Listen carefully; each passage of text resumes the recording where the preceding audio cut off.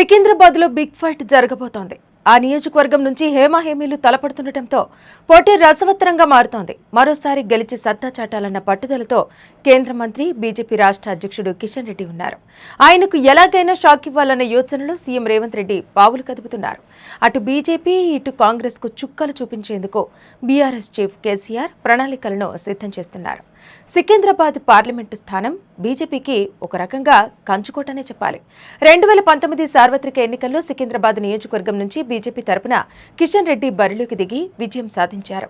బీజేపీకి అత్యధికంగా 44.84 ఓట్లు వచ్చాయి. సమీప బీఆర్ఎస్ అభ్యర్థి తలసాని సాయి కిరణ్ యాదవ్ కు 3,22,482 ఓట్లు పోలయ్యాయి. అంటే 35.6% ఓట్లు వచ్చాయి. ఆ ఎన్నికల్లో కాంగ్రెస్ అభ్యర్థి ఎం అంజన్ కుమార్ యాదవ్ కు 1,73,027 ఓట్లు అంటే 19.1% ఓట్లతో మూడో స్థానానికి పరిమితమయ్యారు.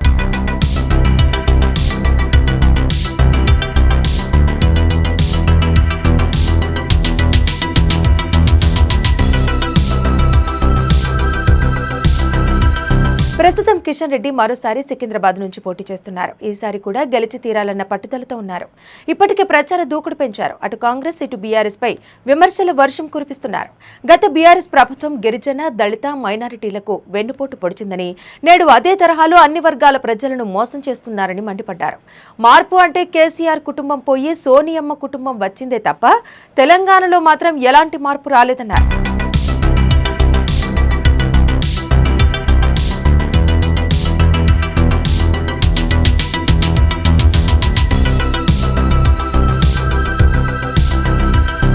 ఇటీవల జరిగిన అసెంబ్లీ ఎన్నికల్లో బీఆర్ఎస్ నుంచి ఎమ్మెల్యేగా గెలిచిన దానం నాగేందర్ ను ప్రస్తుతం కాంగ్రెస్ అభ్యర్థిగా లోక్సభ బరిలో దిగారు. దీంతో ఈ నియోజకవర్గంలో కాంగ్రెస్ గెలుపుపై రేవంత్ రెడ్డి ప్రత్యేక దృష్టి సారించారు. అందుకే బీఆర్ఎస్ నుంచి దానం నాగేందర్ ను చేర్చుకుని మరీ టికెట్ ఇచ్చారు. సికింద్రాబాద్ పార్లమెంటు పరిధిలోని ఖైరతాబాద్ సిట్టింగ్ ఎమ్మెల్యేగా ఉన్న దానం నాగేందర్ కు సొంత బలగం ఉంది. దీనికి తోడు మజ్లీస్తో కాంగ్రెస్ లోపాయికారి ఒప్పందాలు పెట్టుకున్నట్టు ప్రచారం జరుగుతోంది.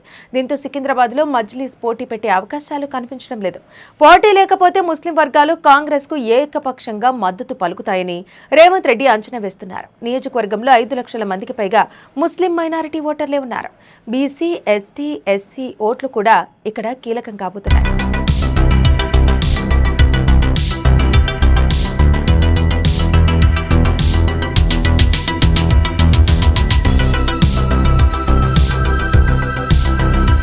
మూడు లక్షల వరకు బీసీ ఓట్లు ఉన్నాయి. అటు దానం నాగేందర్ సైతం ప్రచార హోరు పెంచారు.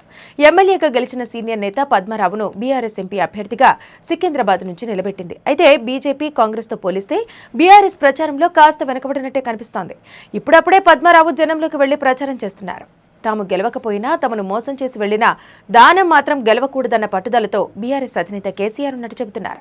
మొత్తం మీద ఎవరి వ్యూహాలతో వారు ముందుకు వెళ్తున్నారు. మరి సికింద్రాబాద్ ఓటర్ల నిర్ణయం ఎలా ఉంటుందో వేచి చూడాలి మరి.